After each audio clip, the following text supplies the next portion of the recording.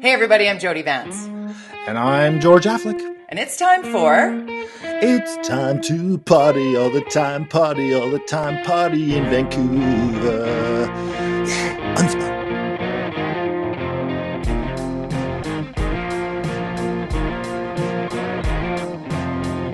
What happened? I'm referring to the Northern political party has been formed in Vancouver. Another one? Like another one?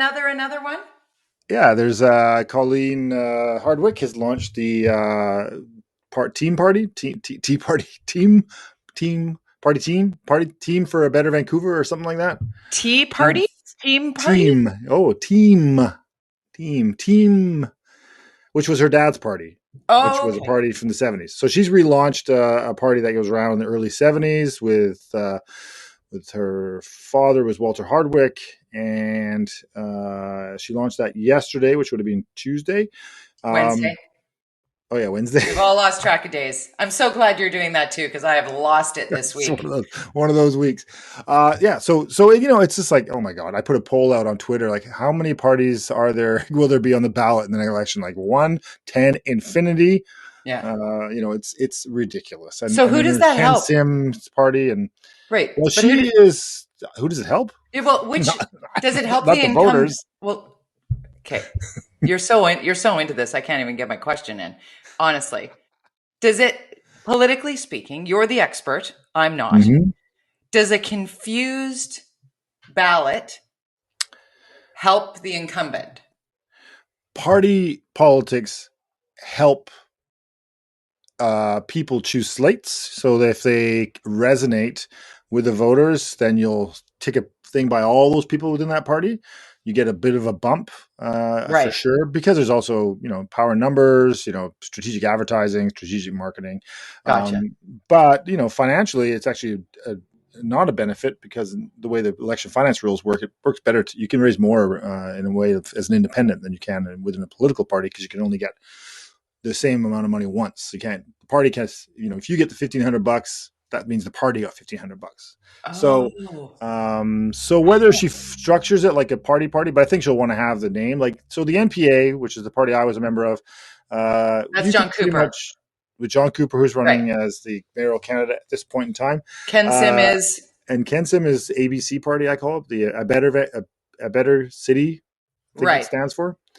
And then there's COPE, and then there is who's who? Who's COPE? Well, that's Jean Swanson. Right. And then there's one city, which is Christine Boyle. And then there's a mayor who's an independent. And then there's Melissa DeGenova, NPA. She's on the council.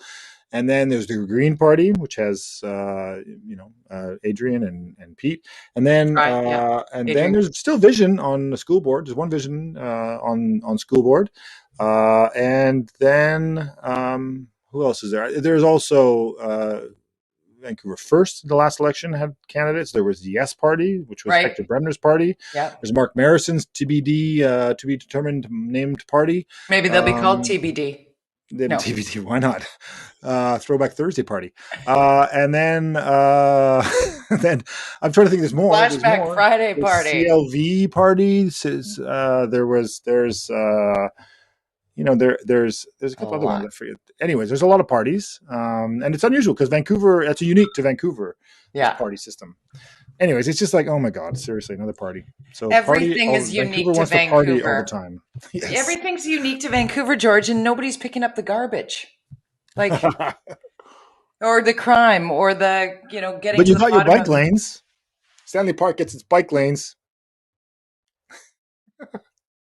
No, it's not frozen. I just am speechless. I'm just going to wind you up. Okay, can we?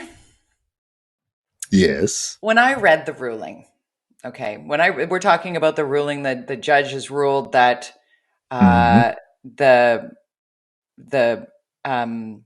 suit against the suit against the park board and the city, I guess the park board specifically. No, it is the park board specifically, from Prospect Point and the Tea House restaurant, the restaurants within Stanley Park were like, help us out here, and thrown out completely. And now they have to pay for the legal fees of the park board. I was like, wow.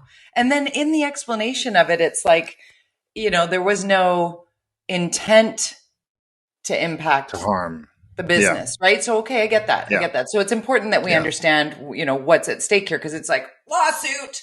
But at the same time, when I read the stat of, well, cycling's gone up 180% around that bike lane. Yeah, because people ride in laps like a velodrome. Well, and it didn't exist before. So it didn't exist before. But there I are love people those literally record doing number. this. I did 15 laps of Stanley Park today. It's like, great. And nobody got in there to go and use the park. Like, it's just, what do you think about all this? It makes me crazy.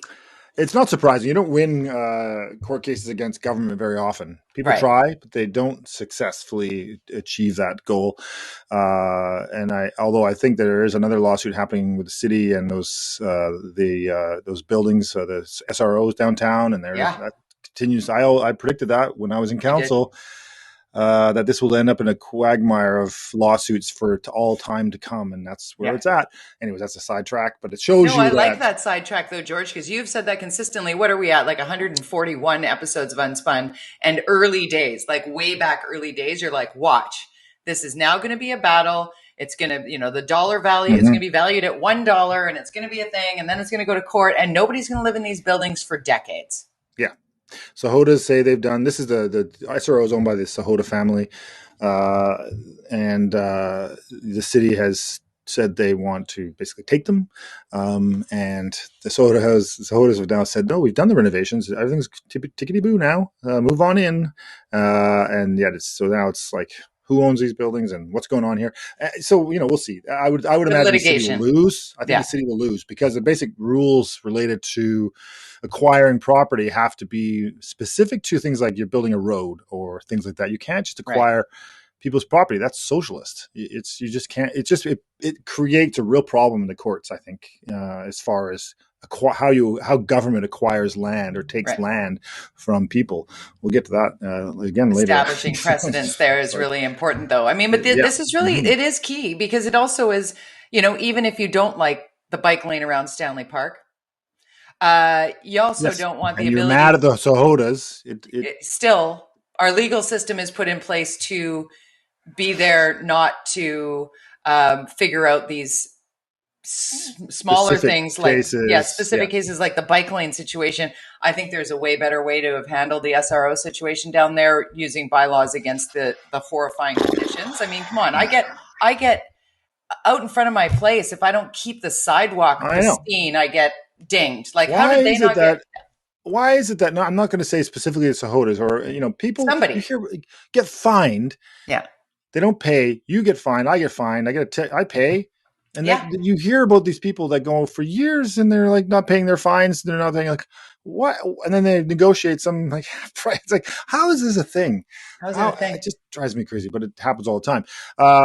You pay your parking ticket. You pay if you do something in front of your house. But it seems like there's different rules for different people with the guts to spend time in court. I mean, it's like pretty common though that if you have a bunch of lawyers working for you, you can spend a lot of time in court. But so the bike lanes, sadly the restaurants are you saw the pictures that were posted of the one at the top of the park, the Prospect Point, it's all boarded up. They're done. They're toast. They've left. After investing millions just before the pandemic hit, beautiful they invested space. Millions. Beautiful destination. The place that tourists, and watching the reaction to the legal announcement, to the ruling on Twitter, of course the hub community is just like, woo! It's like, really? You're celebrating? Somebody wrote something like, well, they should have shifted to selling coffee and ice cream to cyclists. They would have done a booming business. Yeah, that's what the tea house is all about. Selling. That's what the rent at that place is going to be, or the lease at that place. Like, come on. Like, well, even if they had shifted, there was never any support. This park board has not been at all helpful in any way. Okay, you make that decision about the bike lanes, but why don't you work with them and find ways to find solutions? Okay, let's look at the tea house. Let's look at, you've got that parking lot in the front. How about we let you expand your patio into this area and help you redesign your space so that you can use it. Like, or the bike lane is the center lane of the park. something. I mean, just work with them. It's they them. literal disrespect for small business by this park board and for the most part the city too.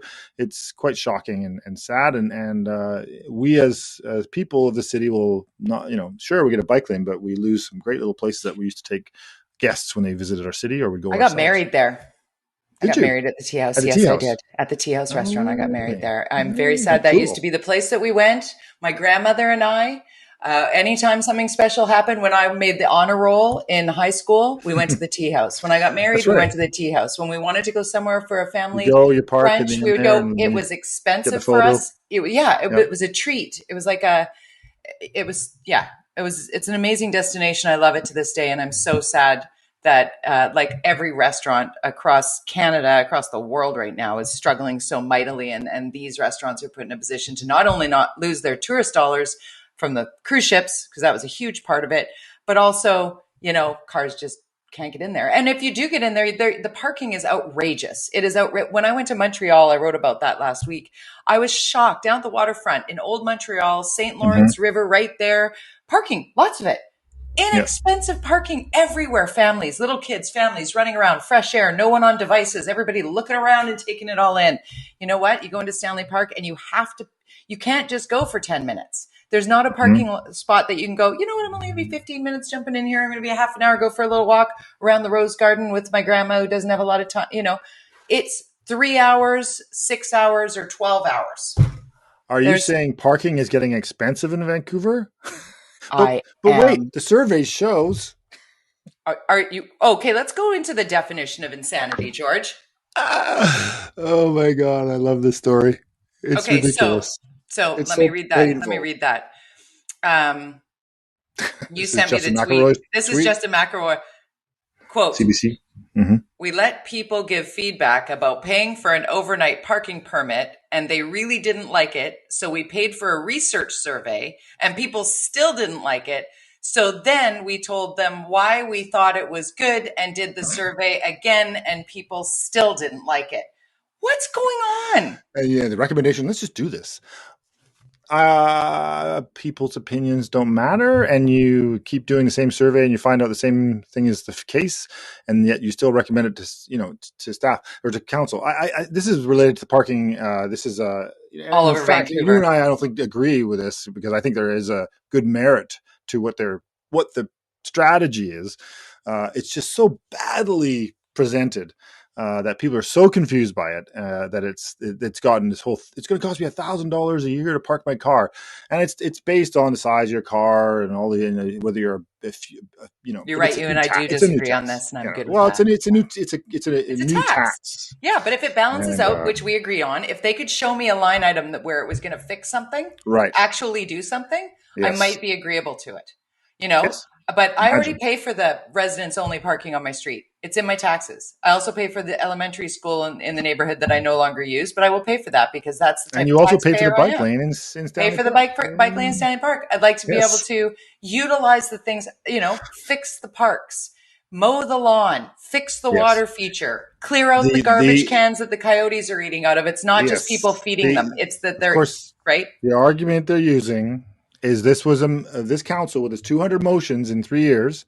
One of them was related to the environment and sustainability, and that in order to tick the boxes that this council said you needed to tick, that we needed to tick, they needed to find a way to stop big cars from being in the city. They got to get the fuel and the greenhouse gas emissions down. Well, how do you do that? You discourage people from having big cars. And if you have a big car, sure, you're going to have to pay for that. And then that money, of course, would go to whatever, sure. So they justified to council, we're ticking a box for you.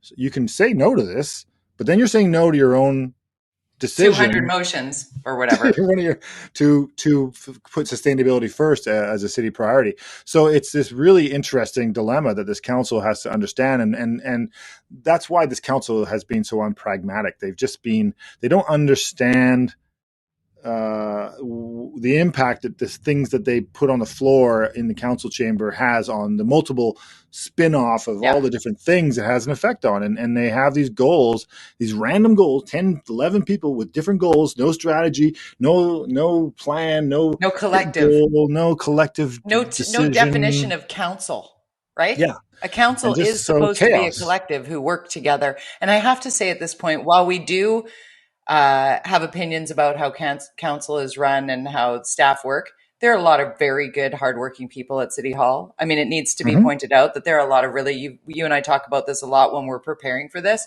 in laying down Unspun, but there's a lot that seems to have shifted in specifically Vancouver City Hall and municipal politics in Vancouver that is so unique in so many ways with the charter and the da-da-da, so much, right? It just makes me, it makes me frustrated that can we not get to a point perhaps where we might learn from those places and spaces across the country, across the province, even across Metro Vancouver, where we might be able to draw upon how things are working there. $1 billion more, Jody. Just more money. That's what they need to make things work. They just give more money. We're all going to move out. Another tax increase, and guess what's going to be cut?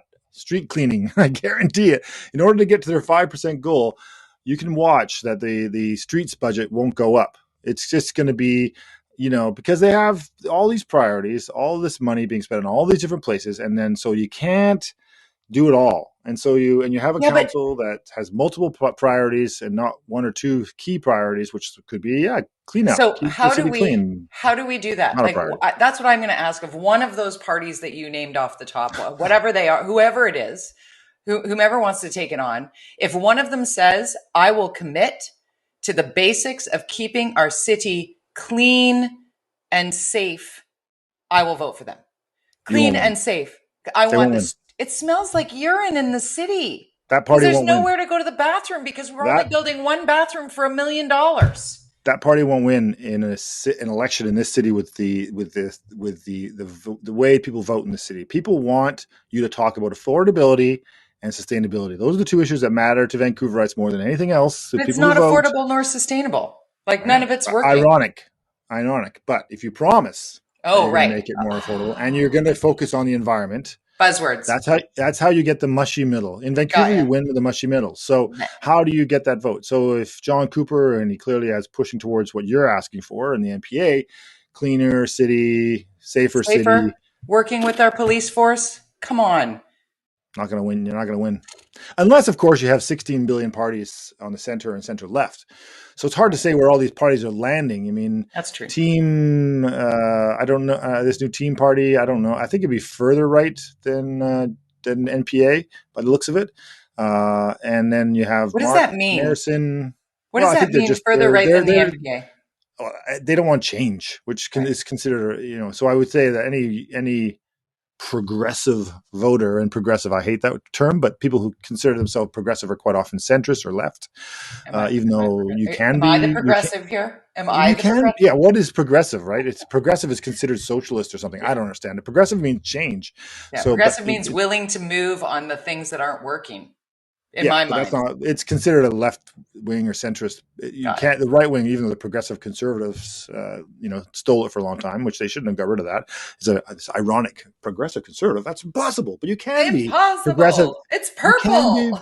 You can be progressive and conservative. Yeah. I know it's hard to put that in your brain. Anyways, the point is, I believe Vancouverites. Can I just say that is in my brain? Because I know that you are both fiscally conservative and socially progressive. You are that. I am Canadian. You are. You look at the vote. Look what happened in the federal election. How many you got? The federal Liberals are 100% representative of the mood of the electorate in not only Vancouver but of the region. Yeah. People have become center, slightly left of center in this region, and so if you are going for the right of center and that you're trying to get that to win an election, you're not going to win. Okay, so this takes us to our next subject. Really, it's a perfect segue into provincial politics in a very NDP province that we have become in British Columbia. the first Liberal debate took place. What do you think on that front of the leadership race?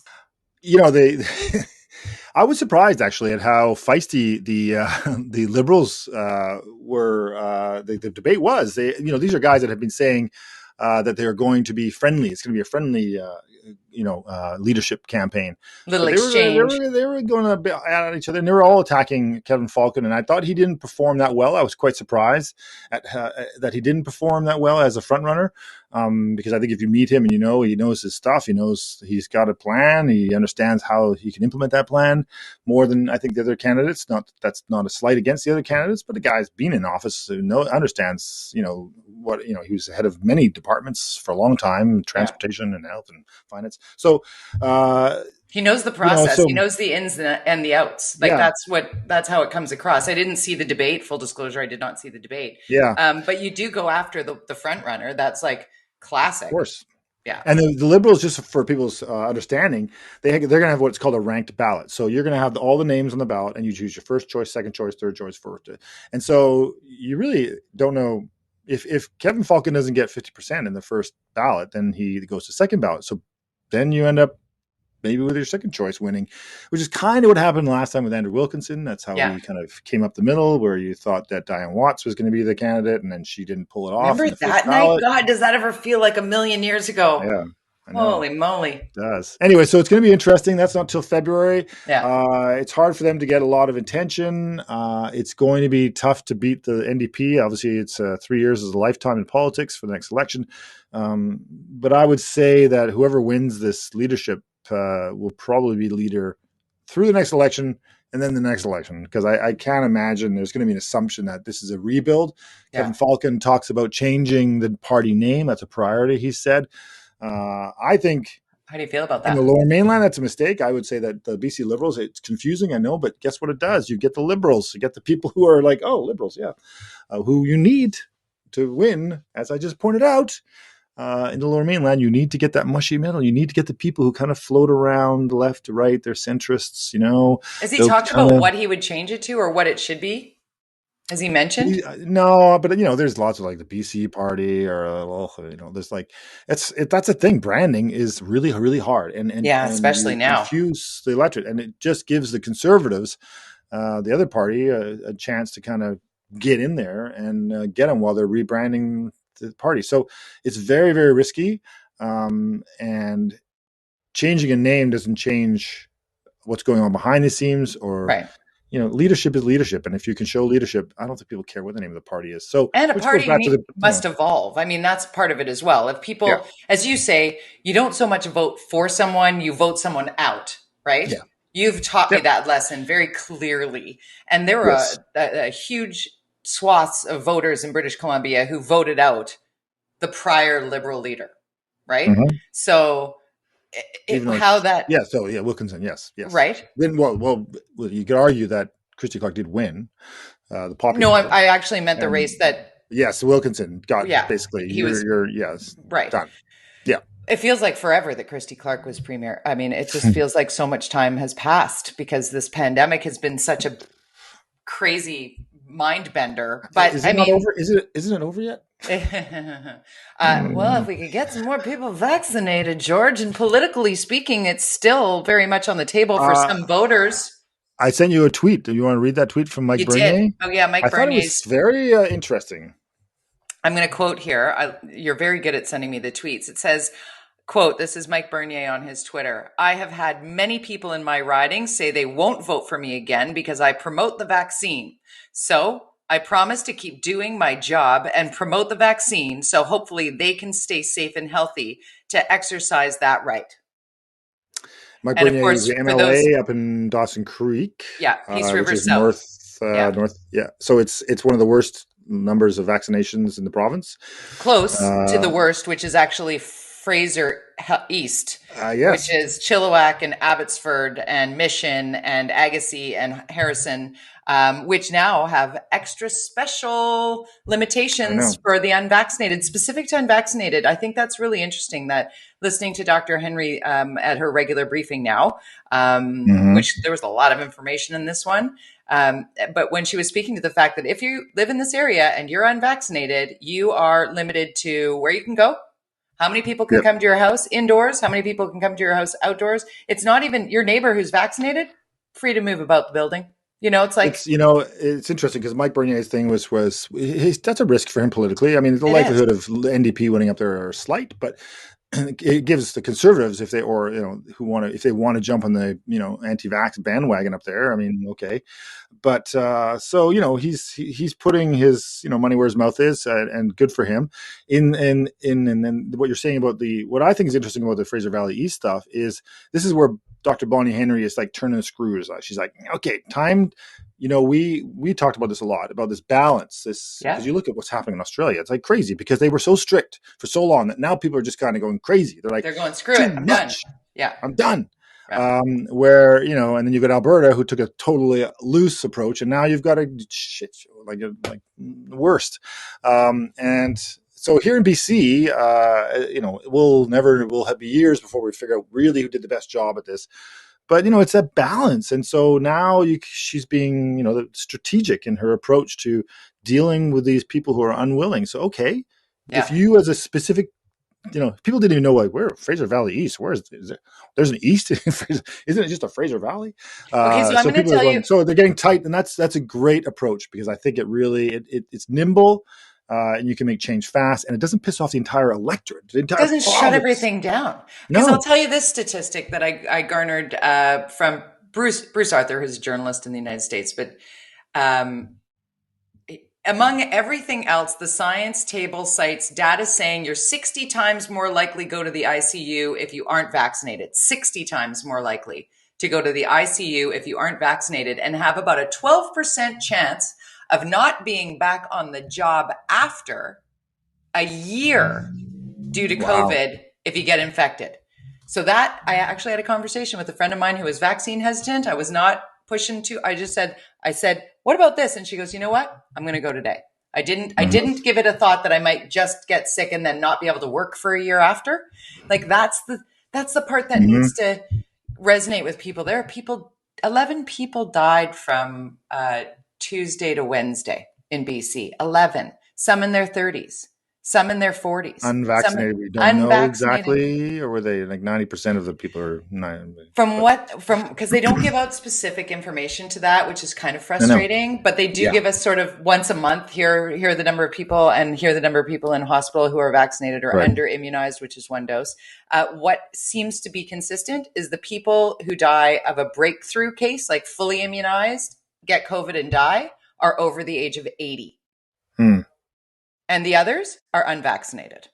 Yeah. So, I mean, it's very difficult. Anyways, we're running out of time here. I know. We got the two Michaels. We got Anime Paul. We didn't get to that. I mean, great news. Let's go a little long today because Anime Paul and the two Michaels is important. There was a slight edit in the middle there, I think. So, right. I know Anime Paul, leader of the Green Party of Canada, decided I'm out. She kind of threw the Green Party under the bus at that press conference, and then the world's stretched out a metaphor of a broken glass ceiling smashing on her and then breaking her and smashing her, cutting her toes. Like, okay, too far. Walking through broken glass. Please, metaphors. Keep them. Don't take them too far. And then you said, I haven't seen this, but you're seeing, that Elizabeth May is kind of saying she might come back, and going with the idea of coming back temporarily to add stability to the party. Well. She's one of two elected, so yeah. Well, somebody's got it. So when I got back from Montreal after covering the election for Al Jazeera, I came home. I exhaled. I thought I did this, and then I get a phone call. I thought I'm going to have a one day. No, phone rings while I'm looking at, of course, Ian Young of the South China Morning Post with the breaking news on the Meng Wanzhou being. Having that virtual meeting with the New York, the Brooklyn U.S. federal courts, where they gave the deferred prosecution agreement, which is SNC-Lavalin. Like, we all learned about deferred prosecution, right? So that all happened. And then I was doing all the live hits on that, ever being asked, do you think, what does this mean for the two Canadians? I'm like, well, it remains to be seen, but that'll be really interesting. And next thing you know, bing, they're flying past her on the way home. Like, it was so, all the politics aside, all of the other people who are still under lock and key in communist China and Canadians that are struggling there. I mean, to just simply have one good news story at that level, like to see those two Canadians arbitrarily obtain hostage diplomacy put into play and now free after 1,020 days. Oh my gosh, George. Like, yeah. It was something. I love the spin in China. They said, they were sick. We had to send them home. They asked for bail for health reasons. Are you kidding? Yes, like, last but not least, I have to tell you about my column. I brought the ring with me. So this ring is 33 years old. And to describe this ring to me, for those listening, it is an eagle carving. It is a Squamish artist named Richie Baker. I've been going back and forth with his wife, Samantha. She recognized his art when I posted a note on, and I remember his face, and she's like, I think that's my husband's art.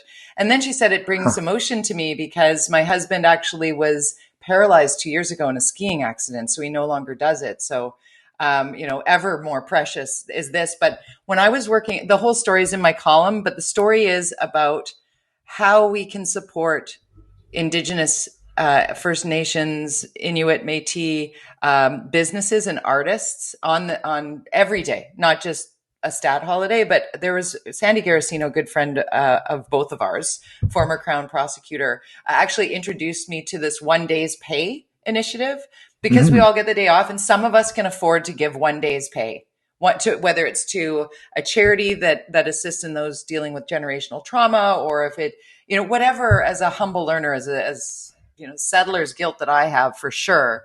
But this particular ring symbolizes something special to me because I started in radio when I was making minimum wage in 1989. I went to a First Nations fair at the P&E Forum building, and I met Richard Baker when he was literally carving this in front of me. And I thought, oh my goodness, I'll never be able to afford this. And he said $40. I ended up buying 2 of these and earrings and a pendant, and I gave them all to my family that Christmas. And there was a reason behind each. Richie had taught me about what an orca represents, what an eagle represents, what a raven represents. And we started to, and that's become a tradition in our family. My brother, who's like the, patriarch moving forward, he gets the talking stick, and then I get a talking stick because I got to talk sometimes, and it's just, I have these big, beautiful pieces and painting, a Jody Wilson piece of art that you've seen. It's up on my wall.